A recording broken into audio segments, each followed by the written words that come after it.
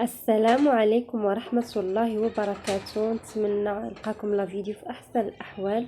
مرحبا بكم في قناة عالم إسراء.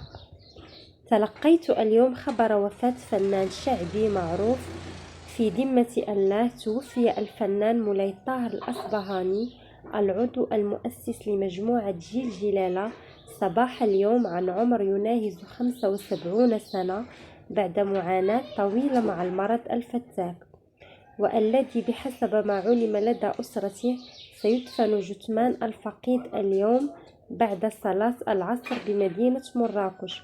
وأسس الفنان مولاي طاهر الأصبهاني الذي رأى النور بحي القصبة بقلب المدينة العتيقة لمراكش مجموعة جيل جلالة سنة 1972 مع الفنانين محمود السعدي وحميد الزوغي.